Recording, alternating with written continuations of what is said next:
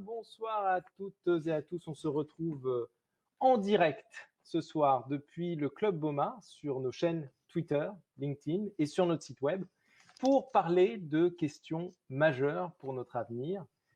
Questions que nous allons essayer de traiter sans tomber dans le piège des a priori et du dogmatisme. On va parler d'énergie. Au-delà de la mélodie ambiante, parfois un peu naïve, parfois méfiante autour des énergies vertes, concrètement, quelle stratégie énergétique pouvons-nous développer pour l'Europe pour les décennies qui viennent? Quelle stratégie nous permettrait la prospérité et l'indépendance énergétique, rien que cela? Alors, si on considère qu'une énergie verte est une énergie qui est décarbonée, sans carbone, sans émission de CO2, eh bien, le solaire, l'éolien, la géothermie ne seraient pas les seules énergies vertes. Est-ce que le nucléaire et l'hydrogène sont alors des énergies vertes? Certains d'entre vous sont peut-être déjà en train de tomber de leur chaise ou de pester derrière leur écran. On va parler de ces sujets avec trois experts ce soir. Trois experts, Valérie Faudon, Thierry Lepercq et Alain Bécoulet. Valérie Faudon de l'European Nuclear Society, Alain Bécoulet qui travaille au cœur du projet ITER et Thierry Lepercq qui est un spécialiste de l'hydrogène, entre autres. Nous sommes aussi en compagnie des membres du Club Boma. Alors les membres du club ce soir, vous êtes dans un espace qui vous est dédié sur notre plateforme virtuelle. Vous avez la possibilité de prendre la parole, poser une question en montant sur cette scène. La procédure, vous la connaissez, elle est parfaitement décrite sur l'espace de chat. Vous cliquez dessus et puis vous montez sur scène, littéralement, pour poser votre question. Je vous propose qu'on démarre cette conversation, ce débat, avec notre toute première invitée, Valérie Faudon. Alors, je vois que Valérie est là, elle toque à la porte. Valérie. Bonjour. Bonsoir. Bonsoir Valérie, comment vas-tu? Très bien. Bon, Valérie, merci de l'invitation. Écoute, c'est un vrai plaisir. Valérie est diplômée de l'École Polytechnique. Elle a été un temps directrice marketing d'Areva. Elle est déléguée générale de la Société française d'énergie nucléaire et aussi vice-présidente de l'European Nuclear Society. Alors Valérie, on va mettre directement les pieds dans le plat. Est-ce que le nucléaire est une énergie verte? Absolument, j'en suis convaincue. Pourquoi? C'est quand on regarde les 4 grands défis actuels environnementaux. Et d'ailleurs, c'est intéressant parce que c'est aussi les 4 défis que voient les Français quand on regarde dans les études d'opinion. On voit 1, le climat, 2, la pollution de l'air, 3, la biodiversité et 4, les ressources. Donc, sur le climat, le nucléaire est reconnu par le GIEC comme une des solutions de production d'électricité bas carbone, avec les renouvelables et puis, vous savez, la capture et séquestration de carbone. Au niveau de la pollution de l'air, le nucléaire n'émet dans l'air ni particules fines, ni SOx, ni NOx, donc aucun des polluants traditionnels. Au niveau biodiversité, il a ce grand avantage de produire beaucoup d'électricité sur très peu de terrain. Donc on peut produire et on peut même aujourd'hui renouveler le parc nucléaire sans avoir besoin de nouveaux terrains. Et puis, 4e sujet, il est très économe en ressources. Donc, je pense qu'on aura des questions, on aura l'occasion de parler de l'uranium, qui représente une partie très faible du coût de production. Et la majeure partie des ressources, acier, etc., c'est utilisé pour construire l'infrastructure de production, mais c'est une infrastructure qui dure très longtemps. Un EPR est prévu pour durer 60 ans et sûrement durera au moins 80 ans. Donc, ramener à la quantité d'électricité produite, c'est une source de production très économe en ressources. Très économe en ressources. Alors, bon, on va rentrer dans le détail, évidemment, parce qu'on a besoin d'informations, on a besoin de comprendre. La première chose qui nous vient à l'esprit, la première question qui nous vient à l'esprit, c'est finalement quelles sont ces différentes technologies nucléaires, quelles sont les différentes filières nucléaires qui sont aujourd'hui utilisées? Prenons l'exemple de la France et de l'Europe. Alors, dans les années 50, et je pense qu'on va sûrement en parler avec mon collègue de la fusion, enfin, dans les années 50, il y avait une sorte d'euphorie, il y avait plein de technologies, de réacteurs différents, et puis le monde s'est un peu standardisé sur les réacteurs à eau pressurisés. Et on a en France aujourd'hui une flotte complète de réacteurs pressurisés qui est la technologie dominante dans le monde. Aujourd'hui, on voit un renouveau, en fait, c'est-à-dire que, par exemple, aux États-Unis, on a une cinquantaine de startups qui sont donc financées avec de l'argent privé, mais qui ont accès à des soutiens publics. Et on a des jeunes doctorants, principalement du MIT, aussi de Berkeley, qui conçoivent des nouveaux réacteurs. Voilà, qui cèdent pour ça des progrès qu'on a fait depuis sur les matériaux, parce que le nucléaire est très exigeant au niveau des matériaux, de leur capacité de résister à des environnements de chaleur, de pression ou même de radiation assez importants. Et puis aussi le numérique qui permet évidemment de concevoir beaucoup plus rapidement, de faire des simulations beaucoup plus rapidement.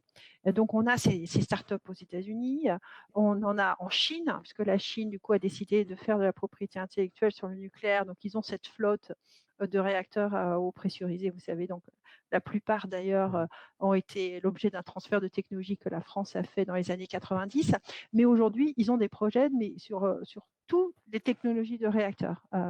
On les voit faire des réacteurs de haute température pour décarboner des process industriels complexes qui sont difficiles à décarboner. On les voit faire des réacteurs pour faire de la chaleur urbaine. Voilà, l'hydrogène, on va en parler, mais le nucléaire aussi, bien sûr, permet de produire de l'hydrogène décarboné. Donc, on voit une sorte d'euphorie sur des nouveaux réacteurs. Et puis, bien sûr, je parlais des réacteurs de fission, mais bien sûr, il y a la fusion qui arrive. La fusion dont on va parler tout à l'heure, effectivement. Absolument. Mais pour revenir aux matières premières, est-ce que tu peux nous donner les différents types de solutions qu'on a à notre portée pour faire Absolument. Donc, les réacteurs à eau légère, hein, donc ceux que nous avons en France aujourd'hui, qui sont majoritaires dans le monde, fonctionnent à l'uranium enrichi. Donc, l'uranium à l'état naturel à 0,7% d'uranium 235, qui est l'uranium qui est fissile. Donc, on l'enrichit. Donc, en France, on a une des usines les plus modernes du monde, qui est au Tricastin, qui s'appelle le GB2, et qui donc enrichit l'uranium à 5%. C'est une petite pastille qu'on met dans des barres de zirconium qui fait le combustible nucléaire. Voilà, donc ça, aujourd'hui, la flotte fonctionne, la flotte mondiale fonctionne avec cet uranium enrichi. Donc les réacteurs de demain, en particulier les réacteurs de fission à neutrons rapides, pourront fonctionner avec une combinaison de plutonium et puis l'uranium 238. Donc, c'est l'uranium 238, il y en a vraiment beaucoup. Donc, rien que sur notre sol, si on avait une flotte complète de réacteurs à neutrons rapides, on pourrait fonctionner avec ce qu'on a sur notre sol actuel en stock plusieurs milliers d'années. Donc, ce n'est pas encore l'énergie illimitée comme peut l'être la fusion, mais on est quand même assez proche. Voilà. D'accord. Si les membres du club ou de l'équipe, vous avez des questions pour Valérie, n'hésitez pas à soit les poser sur le chat, soit nous rejoindre sur scène pour les poser. J'avais quand même une question qui dérange parce que, évidemment, quand on pense au nucléaire, même si d'ailleurs j'ai ces dessins de Gorse, de plus en plus d'écologistes se disent aujourd'hui pro-nucléaire. Et puis, second dessin que tu nous as gentiment transmis sur la question des déchets et la question des dangers finalement du nucléaire, je voudrais revenir sur ce point en séparant ce qui est de l'ordre de l'accident et ce qui est de l'ordre des déchets. Le nucléaire est une technologie qui est perçue comme potentiellement dangereuse. Est-ce qu'il est possible de maîtriser le risque d'accident, sachant que c'est ce qui fait le plus peur aujourd'hui aux populations? Alors, il n'y a pas de risque zéro. Il y a eu des accidents nucléaires. Il y en aura sûrement encore. Ce qu'on sait, c'est que pour en avoir subi 3 grands, hein, que ce soit Three Mile Island, Tchernobyl ou Fukushima, c'est qu'un accident nucléaire fait finalement un nombre limité de décès. Alors évidemment, on aimerait que ça soit 0, mais finalement, c'est pas beaucoup. Quand on regarde la dangerosité, les études de dangerosité des différentes technologies, pour moi, le nucléaire, ça s'apparente un petit peu avec le transport aérien, dans la mesure où c'est la méthode de transport qui fait le plus peur. mais finalement qui est la plus safe. C'est un peu la même chose pour le nucléaire. On regarde aujourd'hui la source de production d'électricité qui a les gros problèmes sanitaires, c'est clairement le charbon. Et pourquoi? C'est parce que à cause de la pollution de l'air, le charbon, ça jette plein de choses dans l'air. Et il y a même des études de WWF qui parlent de 20 000 morts en Europe par an. Voilà, pour le charbon. Donc aujourd'hui, en fait, quand on classe les différentes sources d'électricité, il y a eu aussi des accidents sur des barrages dans les années 60 ou 70 en Chine avec 200 000 morts. Donc quand on regarde un petit peu toutes les sources d'électricité les unes par rapport aux autres, il n'y en a pas vraiment qui sont parfaites. Et le nucléaire se place plutôt bien. Maintenant, un accident nucléaire, ça fait extrêmement peur. Moi, il y a un truc qui me frappe, c'est qu'on pense tous à Three Mile Island. Enfin, en général, on le connaît. À Three Mile Island, il n'y a eu aucun rejet de radioactivité dans l'atmosphère. Il y a eu 0 décès, enfin 0 problème. Quand Fukushima, il y a eu aussi, on en a beaucoup parlé évidemment, mais en fait, quand on regarde les chiffres, il y a eu un seul mort de la radioactivité à Fukushima. Donc, Alors, il y a eu un des seul trucs mort, mais extrêmement. il y a eu quand même beaucoup de populations qui ont été touchées par la Absolument, radioactivité. absolument. Et ce qui est assez paradoxal, c'est quand on regarde les rapports de l'OMS aujourd'hui, ce qui a vraiment créé des problèmes sanitaires, c'est l'évacuation. On estime aujourd'hui qu'il y a à peu près 2000 décès liés à l'évacuation. Alors, ça peut être une perte de l'accès aux soins pendant l'évacuation. Par exemple, des gens qui font des dialyses ne peuvent plus aller à l'hôpital ou ils sont plus prioritaires à l'hôpital. Ou ça peut être des dépressions, des suicides pour des gens qui étaient assez âgés, qui ont dû partir de chez eux, voilà, qui ont fait des dépressions.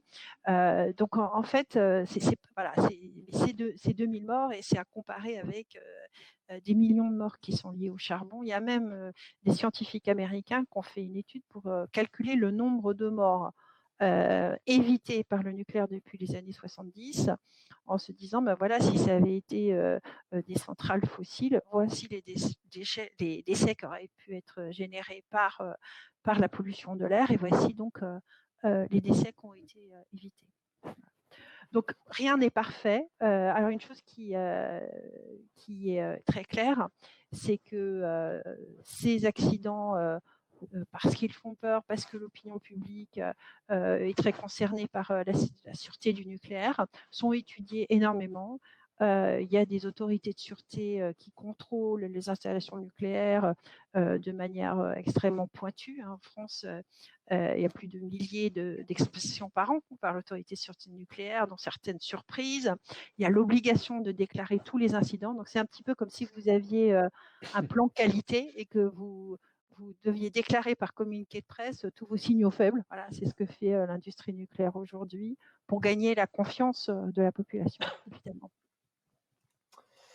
D'accord. Bon, alors, effectivement, il y a la question des accidents et puis il y a la question des déchets.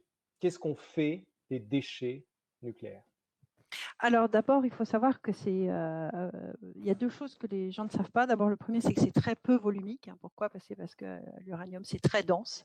Donc les déchets, c'est très peu nucléaire, c'est très peu volumique. Et l'autre point aussi, c'est que la très grande majorité de ces déchets ne sont que très faiblement radioactifs.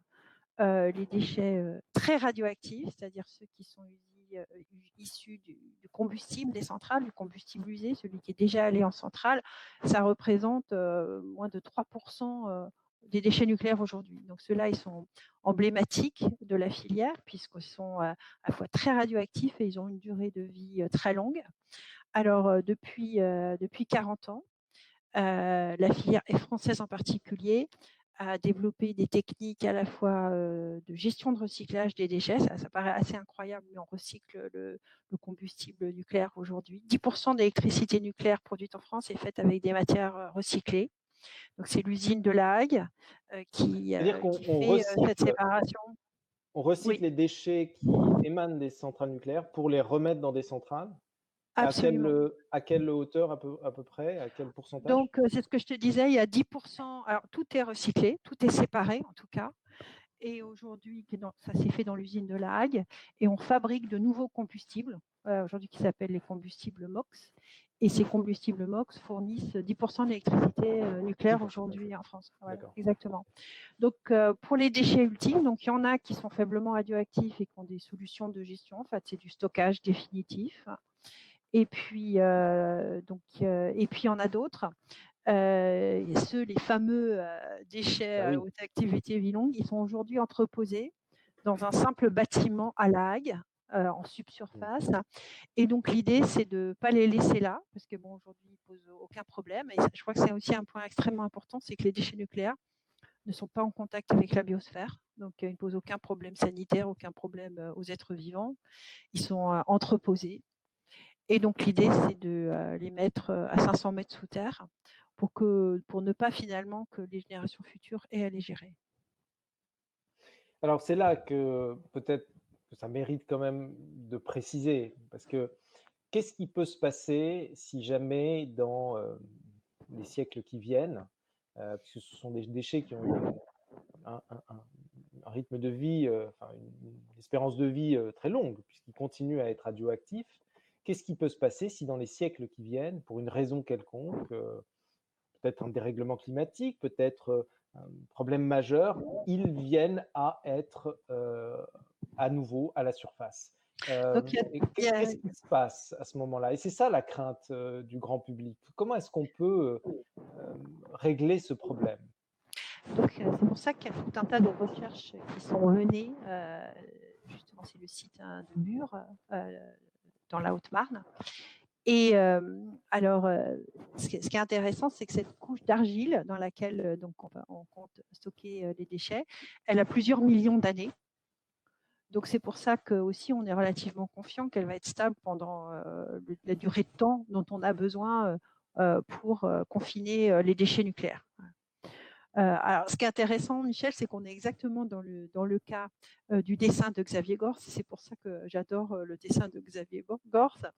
C'est qu'on est en train de se préoccuper de qu'est-ce qui va se passer sur des déchets nucléaires dans 100 000 ans, alors qu'on a l'urgence climatique demain, et que tous les grands scénarios, que ce soit les trajectoires du GIEC, que ce soit l'Agence internationale de l'énergie, que ce soit la Commission européenne, mettent une part de nucléaire dans le mix énergétique décarboné de demain.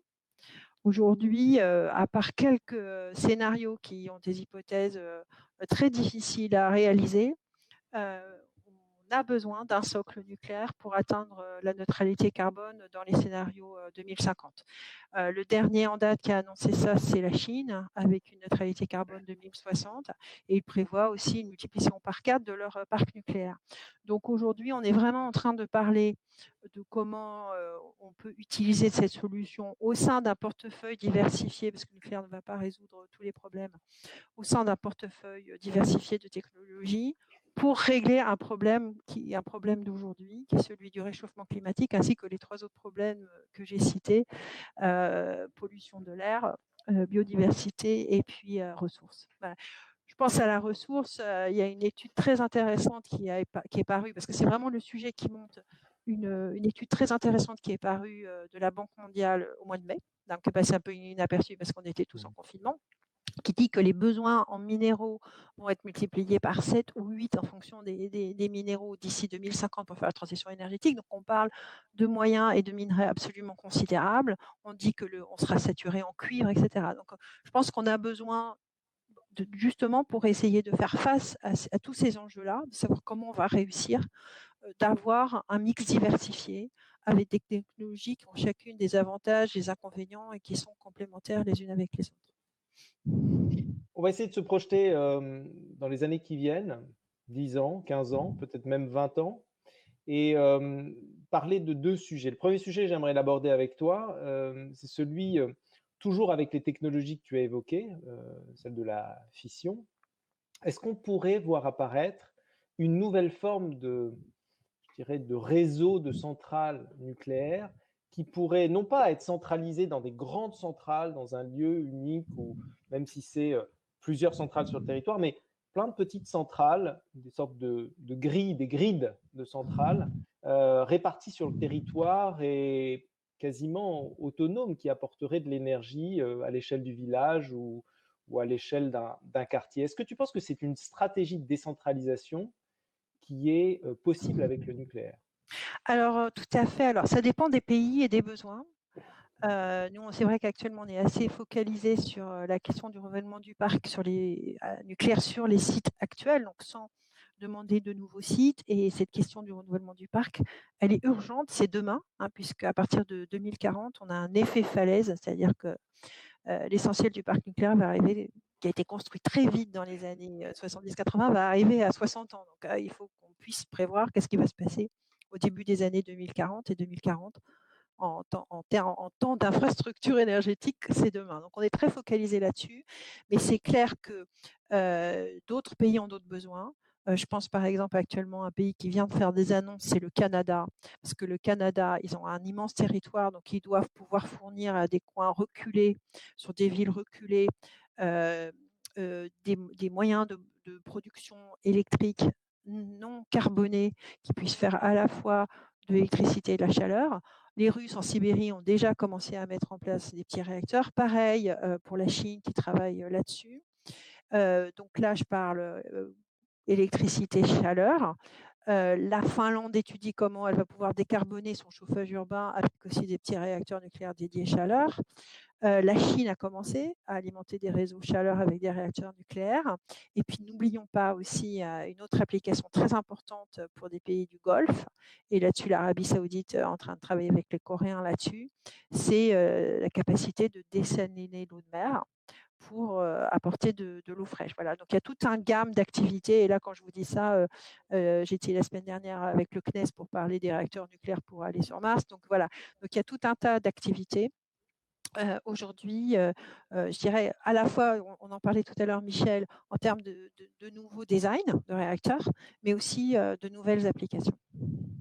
Très bien. Bon, alors un autre sujet que je voudrais aborder, notamment avec notre prochain invité, mais Valérie, tu restes avec nous si tu le souhaites, c'est la nouvelle technologie. Alors reste avec nous Valérie, on va recevoir notre prochain invité. Alors notre prochain invité s'appelle Alain Bécoulet. Je vois que Alain arrive.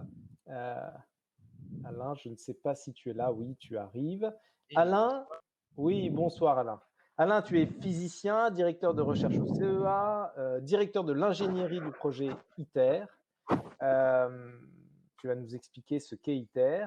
Et tu as notamment publié l'année dernière un livre qui est titré L'énergie de fusion. Alors Alain, une question simple.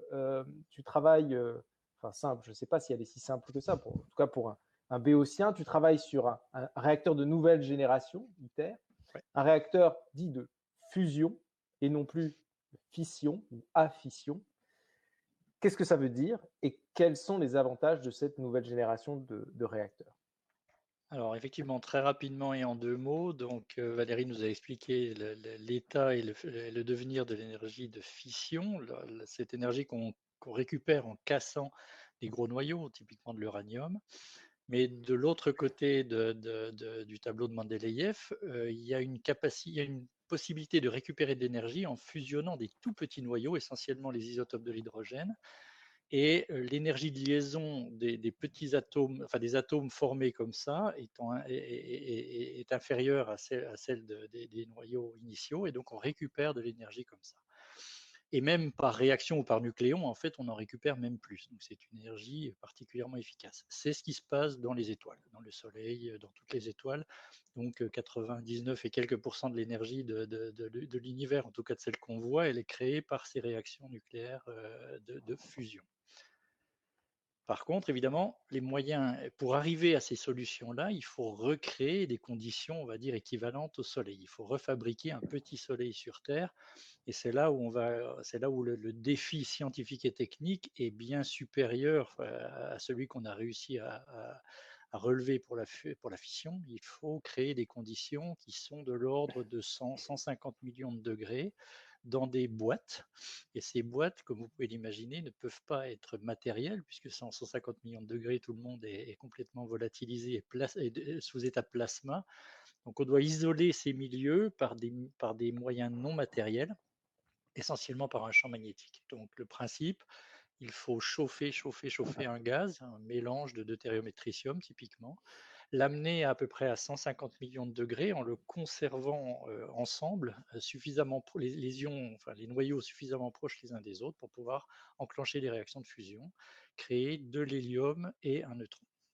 Et alors, ce que tu décris là, c'est quelque chose aujourd'hui qui existe. On arrive à Oui, potentiellement le construire. D'ailleurs, vous êtes en train de le construire. On a quelques images de voilà, ce à quoi ça tout ressemble, à puisqu'on a fait. déjà commencé à construire ce réacteur. Ce réacteur. Donc en fait, ça ressemble à une énorme roue de vélo. C'est une chambre torique, c'est une chambre qui a une forme de tore. La machine ITER dont on va parler, ce tore fait 1000 mètres cubes. C'est quand même quelque chose d'assez large. Et ce tore est entouré de bobines de champs magnétiques, qu'elles soient verticales, horizontales. Il y a tout un système de bobines différents et qui crée ce champ magnétique de confinement qui va isoler le plasma très très chaud, le milieu très très chaud, complètement ionisé qu'on appelle le plasma, de ses parois, de ses parois métalliques, essentiellement celles qui sont au bord.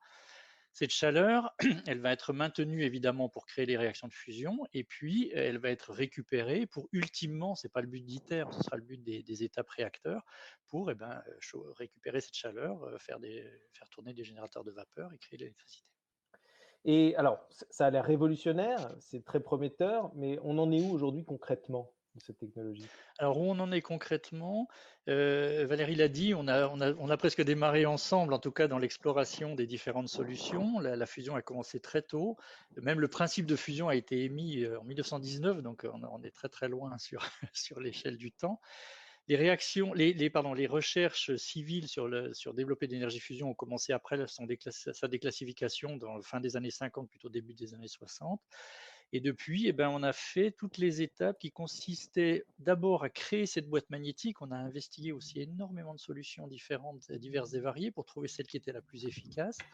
Ensuite, ça a duré 20, 25, 30 ans. Ensuite, on a créé plusieurs boîtes avec des intensités de champ magnétique différentes, des tailles différentes, etc., pour faire ce qu'on appelle les lois d'échelle, pour comprendre comment ce milieu se comporte et à quel moment, c'est un effet à seuil, à quel moment on arrive à avoir une température suffisante avec une densité suffisante pour pour enclencher les réactions de fusion. En parallèle, on a fait des études technologiques pour pouvoir générer ces champs magnétiques, générer ces matériaux.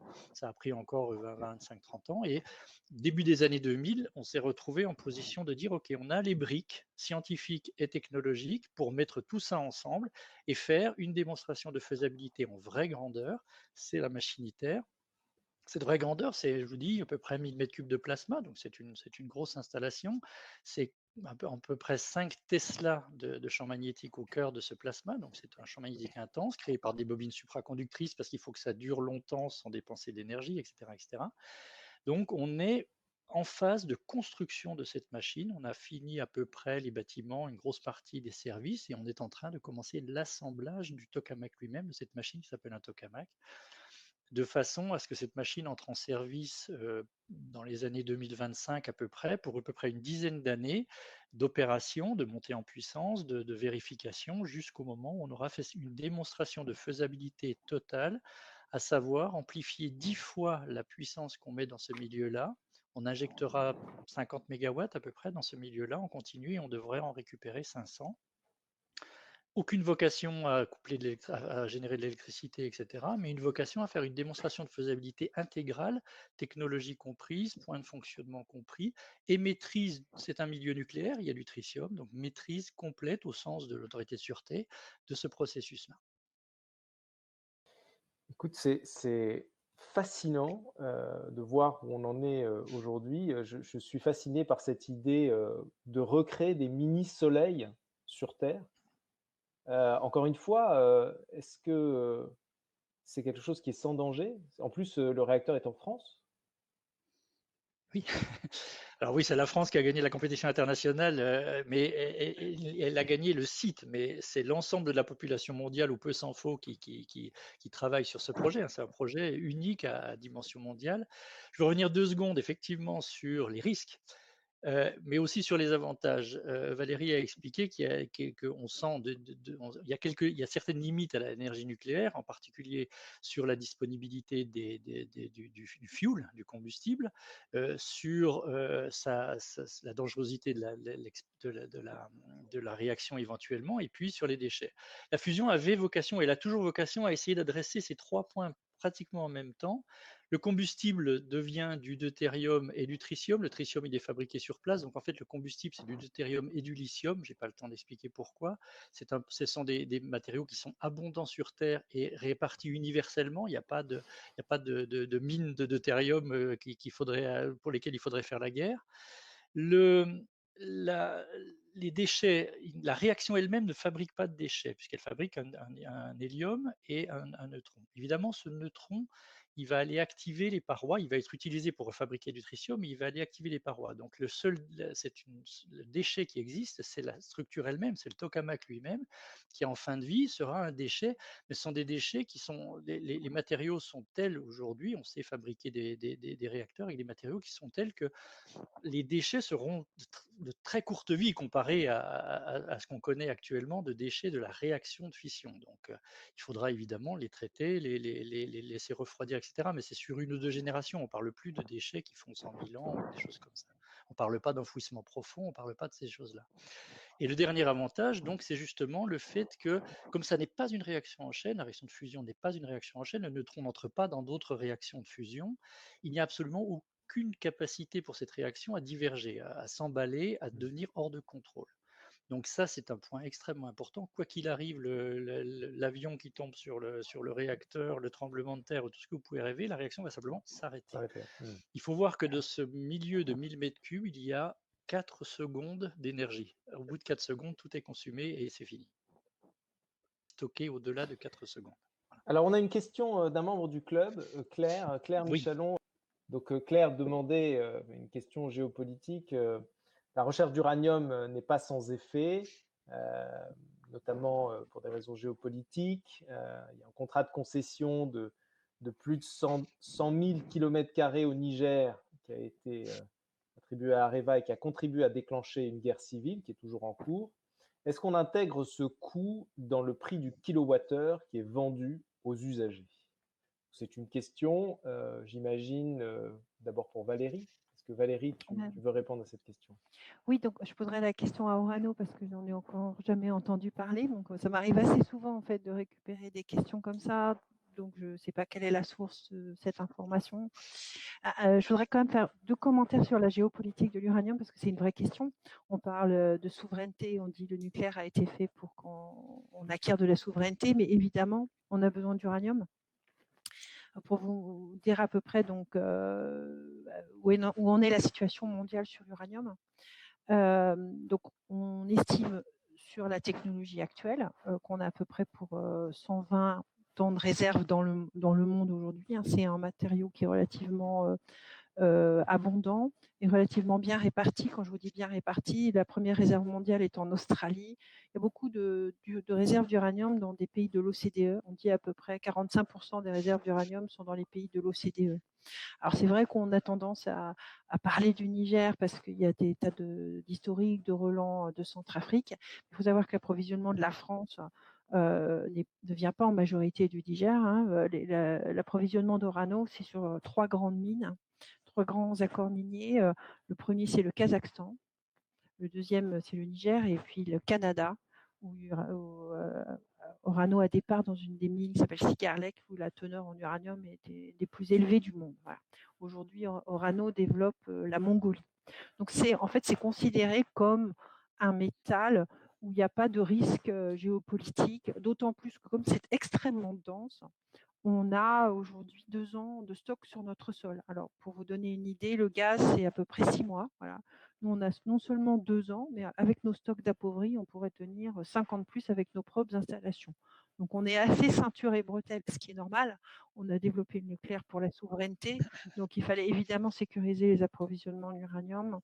Et c'est le cas. Alors, on me dit, oui, mais combien on importe? Alors, pour vous donner une idée, on importe à peu près, je vous donne des ordres de grandeur parce que ça change tous les ans, environ 45 milliards, 50 milliards d'euros par an de gaz et de pétrole.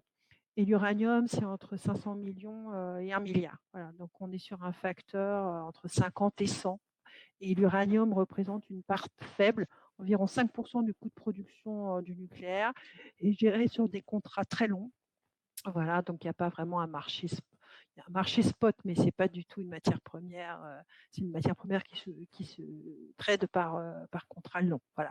Donc c'est quand même un truc géopolitiquement qui est assez safe par rapport au gaz et au pétrole. On sait qu'on a connu le premier choc pétrolier. On sait que là, il y a des rumeurs encore de nouveau sur le pétrole et le gaz. Et puis aussi par rapport à toutes les autres matières dont je parlais tout à l'heure, qui sont des matières sur lesquelles on n'a jamais eu d'enjeu, mais sur lesquelles on pourrait en avoir demain. Donc je pense que Thierry, qui connaît bien le solaire, va répondre sur des questions de terres rares. Moi, j'y connais rien. Voilà, tu fais parfaitement la transition sur mais il y a des rapports, énergies. mais il y a des rapports sur le cobalt qui est mal réparti, sur le fer, sur le cuivre, sur le lithium. Voilà. Donc je pense que l'uranium est vraiment pas du tout une ressource compliquée de ce point de vue-là. Voilà. Alors on va accueillir effectivement Thierry Lepercq, Thierry qui est notre prochain invité. Thierry a été directeur général adjoint d'Engie, où il était en charge de la recherche et des technologies et de l'innovation. Thierry, plus récemment, tu as fondé la société SolAdvent, dont la mission pourrait se résumer à produire de l'hydrogène vert. On va en parler. Et tu as aussi publié en 2019 le livre Hydrogène, le nouveau pétrole. Alors, prenons les choses au début. On parle beaucoup d'hydrogène comme d'une solution d'ailleurs prioritaire pour la France, pour la décarbonation, et particulièrement ces derniers temps.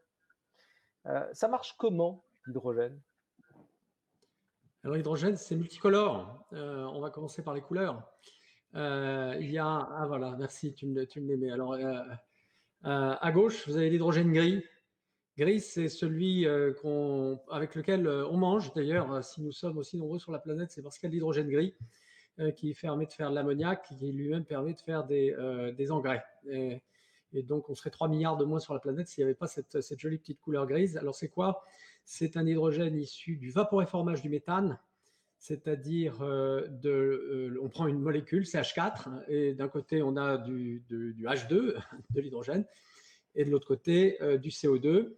C'est un marché important, 70 millions de tonnes par an, 130 milliards de dollars. C'est un marché donc, pour les engrais, mais aussi pour le raffinage. Alors, juste à côté, on a l'hydrogène bleu, c'est le même. C'est le même avec sur lequel on rajoute du CCS, donc du stockage du carbone, du CO2. Donc comme ça, on dit au moins potentiellement, on a un hydrogène qui est toujours issu du méthane, donc du gaz naturel, mais qui est un hydrogène cette fois-ci soi-disant décarboné. Alors je dis soi-disant parce que le CCS c'est bien, mais c'est une technologie fort coûteuse avec un certain nombre de limites. Alors, si on va ensuite complètement à droite, on a l'hydrogène turquoise, jolie couleur, c'est aussi un hydrogène issu du gaz naturel via une technologie qui, pour l'instant, est encore un peu dans les laboratoires. Alors, c'est une technologie qui affectionne particulièrement Gazprom, qui est la technologie qui utilise en fait un plasma pour transformer le méthane en hydrogène, donc, mais de l'autre côté, pour avoir non pas du CO2, mais du carbone solide qu'on peut utiliser dans l'industrie. Donc, c'est une technologie facialement très, très attractive, très intéressante. Bon, il se trouve qu'elle a des TRL relativement faibles, et donc, pour l'instant, ce n'est pas une technologie très, très, très raisonnable. Et puis, nous avons au milieu le vert et le jaune, qui sont deux technologies qui sont issues de l'électrolyse de l'eau. Alors là, on parle d'une technologie qui est plus ancienne, qui a presque en fait 200 ans, qui est alors ça, on a tous fait ça à l'école. Je vous invite à aller regarder ça sur Internet et de vérifier à quoi ça ressemble. On peut faire ça dans sa cuisine. On prend donc de l'eau, H2O, et on a donc deux électrodes qui permettent de générer d'un côté de l'hydrogène et de l'autre côté de l'oxygène. Cette technologie, elle peut fonctionner avec en fait différentes sources d'énergie, soit des énergies renouvelables, et donc là c'est l'hydrogène vert, renouvelable, solaire, éolien ou toute autre source renouvelable, soit avec du nucléaire, et c'est là qu'on a ce fameux hydrogène jaune qui est lui issu de l'électrolyse de l'eau et qui est jaune. Voilà. Donc voilà les couleurs de l'hydrogène. Les couleurs de l'hydrogène. Mais juste une question tout de même. L'hydrogène sert avant tout à stocker de l'énergie qui est produite en amont. Ça, il faut le dire. L'hydrogène, non, l'hydrogène, c'est une molécule qui est à la fois un produit chimique, en fait, qui sert à tout ce que peut servir le pétrole, et le gaz et le charbon. C'est pour ça que j'ai écrit ce livre. C'est exactement une molécule qui peut faire tout ce qu'on veut, tout ce qu'on fait aujourd'hui avec le. Alors, je vais prendre les usages les uns après les autres. Bon, j'ai parlé de. Je vais prendre les usages de l'industrie. Aujourd'hui, avec de l'hydrogène, on peut faire des engrais, comme je l'indiquais. Au lieu de prendre de l'hydrogène issu du gaz naturel, on va prendre de l'hydrogène et on va faire de l'ammoniac. Et donc, à ce moment-là, on a des engrais verts. Ça, c'est de la chimie. On peut faire aussi la même chose avec du méthanol, donc les plastiques. Bref, on peut faire beaucoup d'industries chimiques à partir de ça. On peut remplacer le charbon à coke, ça c'est un point très important, dans l'oxydoréduction du minerai de fer et donc la production d'acier. Aujourd'hui, on a un grand nombre de sidérurgistes en France. Alors, tout ce que j'évoque là, ce n'est pas juste des idées, ce sont des projets industriels à plusieurs milliards d'euros qui sont en train d'être préparés, qui seront prochainement annoncés. Donc, c'est des choses tout à fait concrètes. La sidérurgie européenne est en train de préparer, tous les sidérurgistes européens, leur basculement du charbon à coke vers l'hydrogène, avec une technologie qu'on appelle la DRI, Direct Reduction of Iron, c'est-à-dire qu'on prend l'hydrogène et on transforme le minerai de fer et on en fait l'oxydoréduction avec l'hydrogène pour produire de l'acier. On peut faire aussi on peut capter avec cet hydrogène le CO2 qui vient du ciment et décarboner les cimenteries. Donc ça, c'est pour l'industrie. Qu'est-ce qu'on peut faire avec cet hydrogène? Eh bien, on peut produire de l'électricité, figurez-vous. Et donc, c'est là où ce que tu indiquais sur la partie stockage d'énergie. En fait, et c'est vrai que quand on réfléchit, c'est la manière la plus astucieuse de transformer un électron solaire qui, honnêtement, ou éolien, qui ne vaut pas grand-chose parce qu'il est produit à un moment où on n'en veut pas et à un endroit où on n'en veut pas, en un truc qu'on va utiliser, transporter, stocker pendant des mois. Et aujourd'hui, nous travaillons, c'est un projet qui fait l'objet d'un projet européen, sur un site important qui s'appelle Lac Hydrogène, sur le site de Lac. Donc, c'est un projet de 800 MW qui a vocation de centrale, de ce qu'on appelle une CCGT, pour produire de l'électricité H24, ça c'est un point essentiel, de l'électricité tous les jours, en plein hiver, etc., sur la base d'hydrogène vert, en l'occurrence d'hydrogène issu du solaire. Et ça, c'est un point très important parce qu'un système électrique, ça a besoin d'énergie permanente à 100%. Et le solaire et l'éolien, comme chacun sait, ce sont des énergies variables qui ne permettent pas de répondre à ces besoins. Le nucléaire est une autre solution pour y parvenir.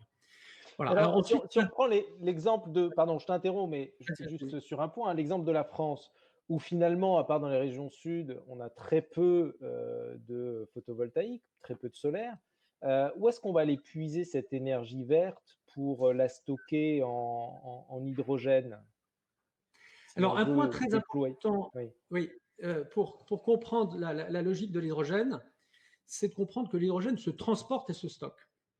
Comme le pétrole et le gaz, encore, il faut vraiment insister là-dessus. Dans le pétrole et le gaz, on a une logique où on divise le monde en upstream, la production, midstream, le transport et le stockage, et downstream, les utilisations. L'hydrogène aujourd'hui via des pipes, et alors je vais juste citer une initiative très intéressante qui a été lancée il y a quelques mois, qui est le European Hydrogen Backbone. Alors c'est quoi? C'est 11 opérateurs de gaz européens, les 11 opérateurs de gaz européens de transport, dont GRT Gaz et Teréga en France, qui se sont réunis avec comme objectif de promouvoir le transport et le stockage d'hydrogène partout en Europe, pour permettre, et pour répondre à ta question, pour permettre le transport de cet hydrogène qu'on va produire à certains endroits, pas partout. Où est-ce qu'on va produire de l'hydrogène? On va produire l'hydrogène là où il y a du solaire et de l'éolien, en très grande quantité et à des prix tout à fait compétitifs. Si je prends le solaire, il y a une évidence aujourd'hui, c'est que l'Espagne et le Portugal sont les endroits où en Europe, on a de très loin la plus grosse capacité. Il y a aujourd'hui, et tenez-vous bien, 220 gigawatts de projets solaires en Espagne, l'équivalent de 220 tranches nucléaires. Très peu de ces projets verront le jour connecté au réseau électrique qui est incapable de gérer un tel afflux d'énergie. En revanche, transformer ces projets en projets hydrogène, ce qui est aujourd'hui en train d'être fait, là encore, ce n'est pas une vision d'avenir très long terme, c'est quelque chose qui est en train d'être fait et qu'on est en train de développer pour ce qui nous concerne chez SolarAdvance. Thierry, l'infrastructure qu'on doit développer pour déployer de l'hydrogène est très coûteuse, non? L'infrastructure, si on parle d'infrastructure au sens transport et stockage, elle existe. Aujourd'hui, les tuyaux dont on parle sont des tuyaux qui sont… on a des millions de kilomètres de capacité de transport de gaz dans le monde. Il y a déjà d'ailleurs des milliers de kilomètres de transport d'hydrogène gris en l'occurrence.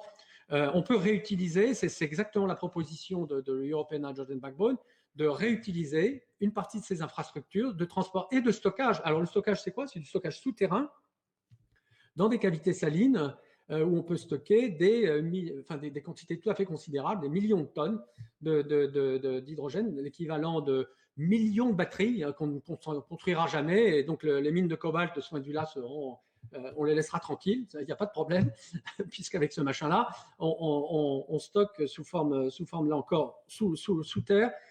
Et c'est encore mieux d'ailleurs, on va réutiliser les infrastructures existantes en termes de charbon. Alors moi, je voudrais insister là-dessus.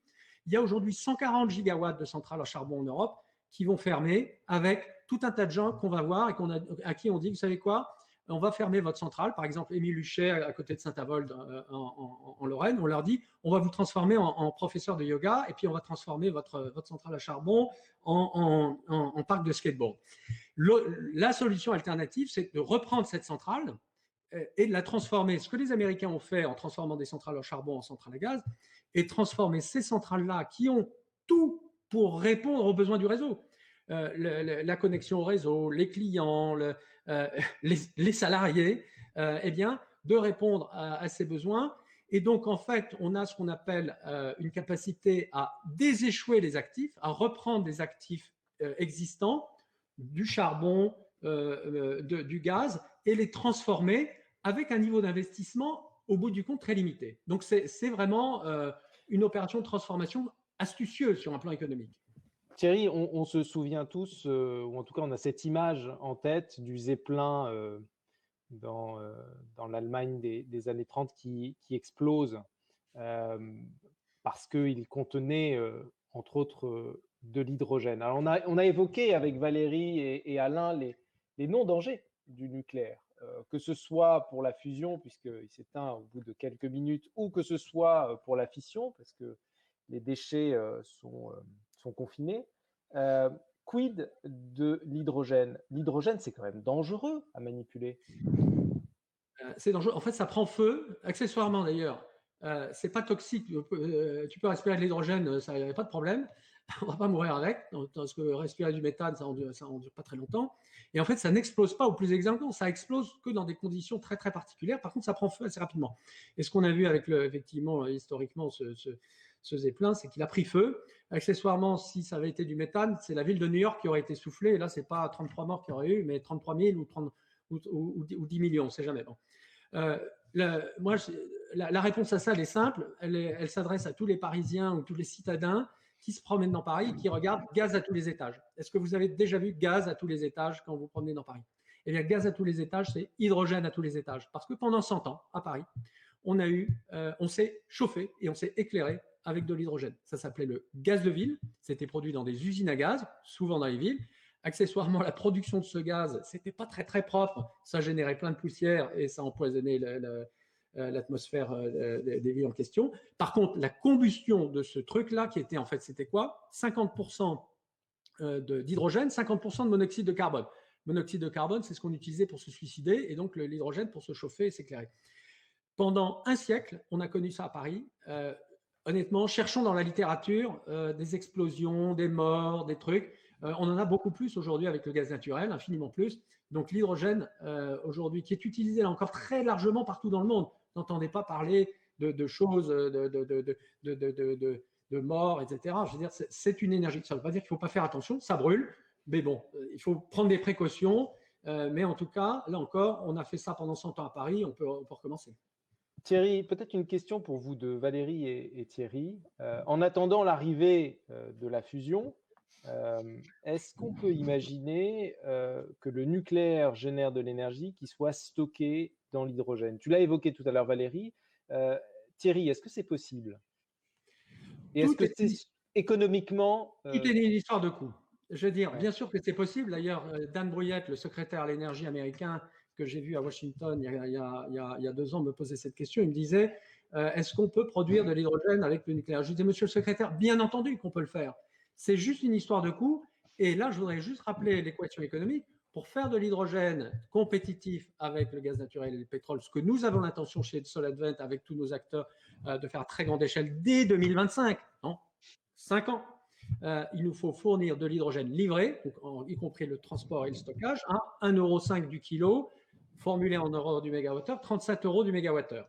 C'est-à-dire qu'il faut produire cet hydrogène à peu près à 1 € du kilo, c'est-à-dire 25 € du mégawattheure, c'est-à-dire compte tenu des effets de rendement de l'électrolyse et des coûts de l'électrolyseur, il me faut de l'électricité à moins de 15 € du mégawattheure.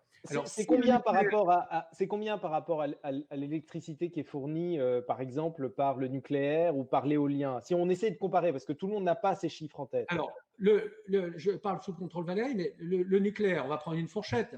Le nucléaire, si on prend des références de marché, moi j'ai 2 références de marché. Il y a une qui est l'AREN, qui est un des prix qui a été cité, mais qui est considéré par EDF comme pas du tout à la hauteur, etc. 42 €.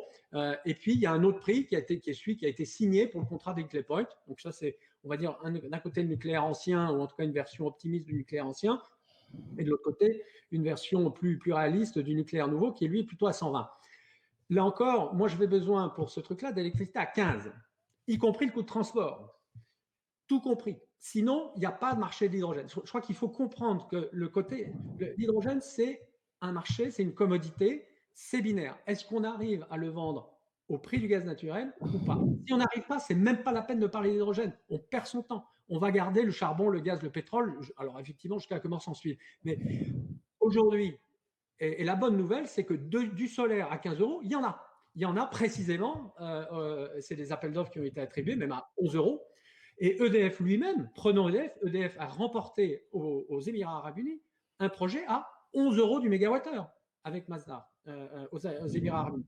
EDF le fait. Donc si EDF le fait à 11 €, eh ben, je veux dire, les autres peuvent le faire. C'est ce qui est en train d'être fait aujourd'hui en Espagne et au Portugal. Donc aujourd'hui, prenons cette ressource européenne très abondante, utilisons-la pour faire quelque chose qui peut remplacer le pétrole, le gaz et le charbon que l'on importe généreusement de pays pas toujours sympathiques. Valérie, quand on écoute Thierry, on se dit que, oui, je vais te passer la parole parce qu'il faut que tu répondes. On se dit que l'hydrogène est vraiment la solution. Est-ce que le nucléaire a encore une espérance de vie face à des arguments aussi massus et notamment économiques? Alors, d'abord, oui, alors je voulais répondre à Thierry sur le coût du nouveau nucléaire, mais je vais d'abord répondre à ta question.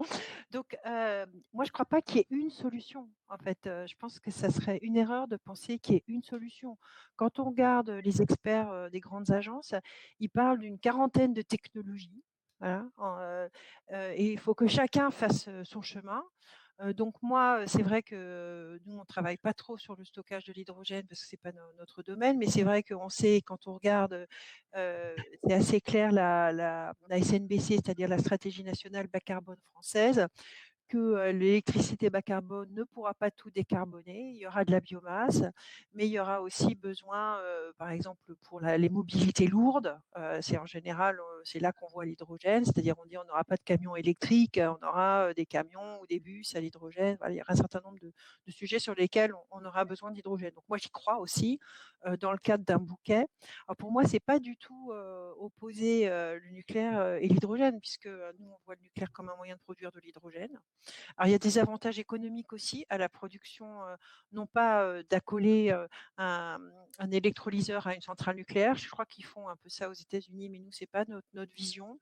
En fait, on utilise pour ça l'étude qui a été faite par RTE l'année dernière sur l'hydrogène, et on voit l'avantage surtout plutôt de la grille, parce qu'il faut voir qu'on a la chance d'avoir une grille entièrement décarbonée. Alors, ça nous paraît, on parle d'une grille électrique, ça nous paraît une évidence, mais on est les pays qui, dans le monde, ont une électricité décarbonée, ils se comptent sur le doigt de la main. Hein. En Europe, il y a nous, les Suisses, les Norvégiens et les Suédois. Donc, on n'est que 4 pays. Et on a cette chance du coup parce qu'on peut mettre les électrolyseurs près du lieu de consommation en amenant l'électricité via la grille qui est toujours décarbonée, nucléaire renouvelable, 24 heures sur 24. Et donc on réduit les coûts aval. Voilà. Donc nous on y croit. Enfin ça fait partie des scénarios. Ça fait partie des scénarios de la SNBC. Il y a 50 TWh d'électricité en 2050 sont prévus pour faire de l'hydrogène. On les voit dans les scénarios européens pour faire aussi du pétrole de synthèse, voilà, des carburants de synthèse, donc on les voit. Alors, ce que je voulais dire, parce que Thierry disait qu'il parlait des 110 euros de Hinkley Point, on ne sait pas aujourd'hui le coût du nouveau nucléaire parce qu'on n'est pas du tout en construction de série. Ça serait un peu comme dire, le parc éolien offshore, le premier parc, il est à 150 et voilà, on voit bien aujourd'hui que les nouveaux parcs, d'ailleurs il n'est même pas encore construit le parc à 150, hein, que les nouveaux parcs éoliens offshore ils bident à 50 parce qu'ils ont évidemment des effets d'apprentissage et de série. Le parc nucléaire français, il y a eu 58 réacteurs construits en un temps record. Il a vraiment joué à fond sur les effets de série. Les cadencements industriels, c'est un programme d'État, hein, c'est clair, c'est une infrastructure stratégique. Pour moi, c'est comparable au Grand Paris, au métro du Grand Paris. Ça donne un socle qui garantit notre sécurité d'approvisionnement électrique, notre souveraineté énergétique. Et donc, c'est évident que le nouveau nucléaire, il doit être fait dans le cadre d'un programme avec des effets de série et pas et on ne peut évidemment pas se baser sur la tête de série. C'est comme si on disait, Thierry parlait des parcs solaires à 12 euros du mégawattheure, c'est comme si on prenait le coût du solaire sur les premiers panneaux photovoltaïques. Ça n'a pas de sens. Aujourd'hui, la génération 3, qui est la génération de l'EPR, elle en est à cette dette de série et elle attend justement une décision gouvernementale sur un déploiement de série. Voilà. Alors, Le programme. Je voudrais ensuite qu'on laisse la parole à Alain pour une question, mais vas-y Thierry. le sujet, il est très économique. Moi, on va prendre les chiffres de manière très concrète. L'Union européenne a annoncé 10 millions de tonnes d'hydrogène décarboné vert en 2030. 10 millions. Il faut partir de zéro. Si on subventionne cet hydrogène, la différence entre le 1,5 livré dont j'ai parlé et les 10 euros qu'aujourd'hui, qui sont proposés aujourd'hui, c'est des choses tout à fait concrètes. Hein. Les 10 euros du kilo sont des choses proposées à très grande échelle à des grands industriels français. Donc voilà, on parle de choses avec de l'électricité nucléaire. Donc ça, c'est des choses tout à fait concrètes, tangibles, etc., dans le cadre de projets qui ont été déposés et c'est public. Les 8,5 euros de représentent 85 milliards de subventions par an sur 20 ans, 1700 milliards. Alors moi, j'ai une question très simple. Où va-t-on trouver 1700 milliards pour décarboner à 2 ou 3% le mix énergétique européen? La réponse est non. 1700 milliards, alors c'est vrai qu'aujourd'hui, on joue avec ces chiffres-là. Aujourd'hui, on est en totale apesanteur sur le débat énergétique français, sur les coûts. Il faut qu'on parle de coûts. Et là encore, non pas des coûts à 2050, on sera tous morts, des coûts maintenant, des coûts à 2025. Parce que si on veut prendre des décisions effectivement en France sur cette question-là, ça serait délirant de prendre ça sans avoir une seule calculette et dire ah ben on va se rajouter 100, 200, 500 milliards de coûts, qui va les payer, les gilets jaunes, etc. Donc à un moment donné, il faut qu'on soit réaliste, qu'on regarde les coûts et toute décision, quelle qu'elle soit, si elle ne prend pas les coûts, mettra le pays dans une situation dramatique. Et là encore, j'insiste là-dessus. Mais Thierry, je regarde l'économie. Thierry, je ne sais pas de quoi tu parles ou vous parlez. Enfin, je ne sais pas si on se tutoie. 10 euros du mégawattheure, c'est ce qui a été proposé à Vicat. Non, mais je sais, mais enfin, en tout cas, c'est évident.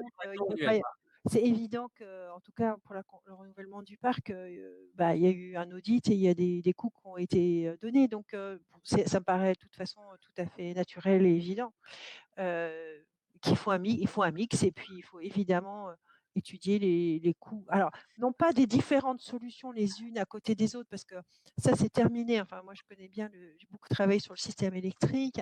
C'est un ensemble. Et il ne faut pas regarder le coût de chacun des éléments, il faut regarder le coût du système. Voilà. Tu disais tout à l'heure, les renouvelables aujourd'hui, la part va augmenter sur le réseau électrique des renouvelables, elles ne produisent pas tout le temps. Donc il y a des coûts système associés qui augmentent en fonction de la part des renouvelables sur le réseau. Donc il faut pouvoir modéliser ça, ce qui n'est pas facile.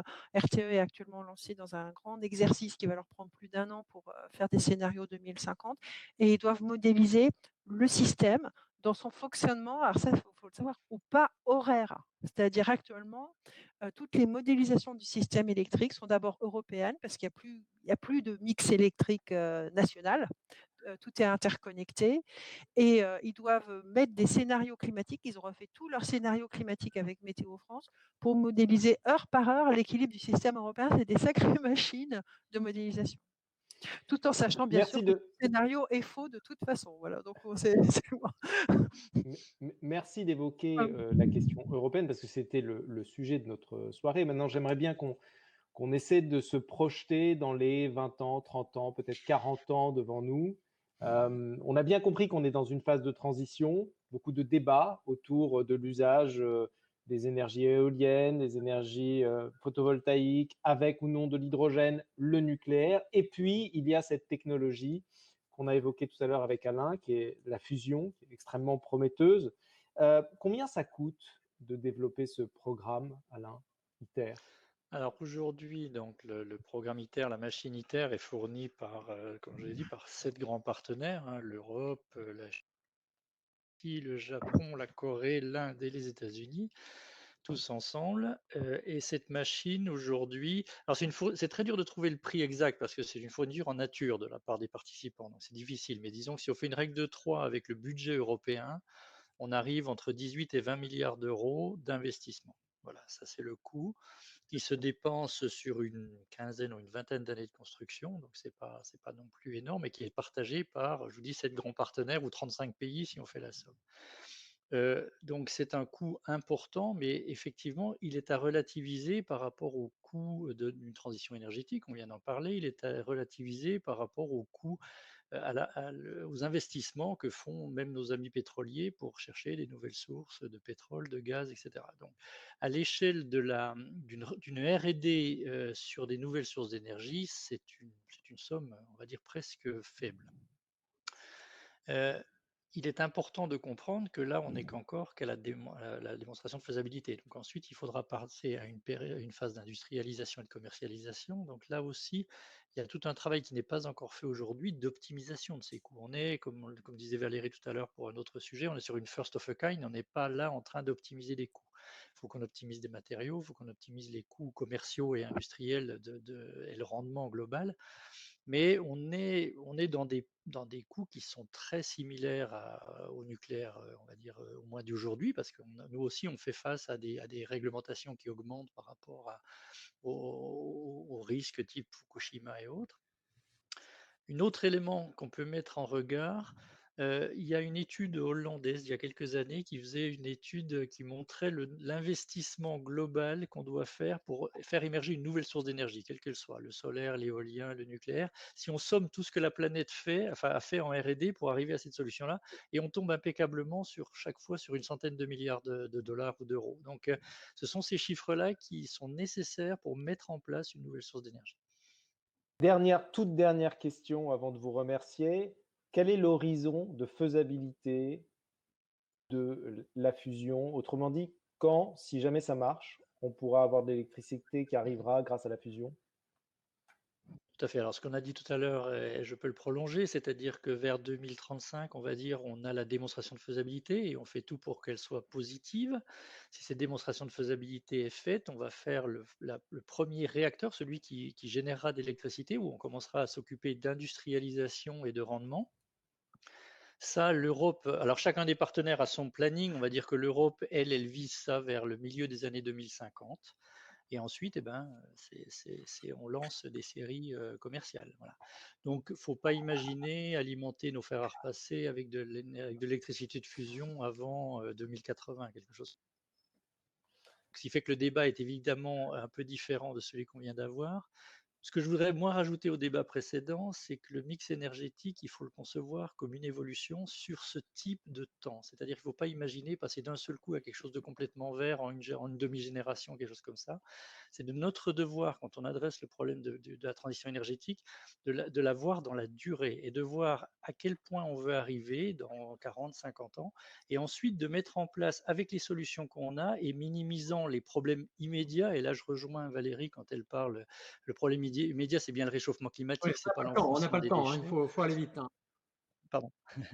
Voilà, donc l'important, c'est de penser sur des solutions rapides, mais pour régler des problèmes rapides, mais avec une évolution, avec un objectif qui soit final, et il sera long. Les échelles de temps sont longues. Je Merci. Alain, peut-être un dernier mot de Valérie? Oui, je suis tout à fait d'accord, et il faut savoir que cette transition, on l'a fait, par rapport à des infrastructures, fossiles de transport, des terminaux gaziers, des pipelines. On va bientôt mettre en place, enfin, on sait jamais, on ne sait pas où ça en est exactement, mais un nouveau pipeline, qui va relier l'Allemagne et qui s'appelle Nord Stream 2. Ce qui est étonnant puisqu'on a pour objectif de décarboner complètement notre mix énergétique, et on construit un nouveau pipeline. C'est pas pour 10 ans qu'on construit un pipeline. Voilà. Donc, il faut voir que les transitions sont en effet très longues. On parle d'années de 15 ans, 20 ans, 30 ans, 40 ans. Une usine à charbon, une centrale à charbon, c'est construit pour 40 ans. Hein. Donc, les centrales à charbon qui sont au projet en Chine actuellement, là, on va les avoir un certain temps. Voilà. Bon, peut-être que ce pipeline sera utilisé par l'hydrogène de Thierry. En tout cas, je voudrais tous vous Qu'ils- remercier. C'est ce que veut faire Gazprom, figurez-vous. Ils ont l'intention, watch out. Et moi, j'invite tout le monde à regarder Merkel-Macron demain, 90 minutes sur l'hydrogène avec 10 CEO. Ils vont lancer, 70 ans après, un nouveau projet européen qui fera date. Et le 13 octobre 2020 restera, je pense, dans les livres d'histoire. Bon. Merci Thierry. Je rappelle le livre de Thierry, Hydrogène, le nouveau pétrole. Je vous le recommande. Aussi, merci Alain, avec ton livre sorti en 2019, L'énergie de fusion. Et enfin, merci encore Valérie Merci à vous. pour votre participation à tous. Merci au club. Pour ceux qui le souhaitent, on est dans la zone session de la plateforme pour se faire un coucou. Je vous remercie à tous. Je vous dis au mois prochain et donc à très très bientôt. Merci à tous. Merci, Au au revoir. revoir.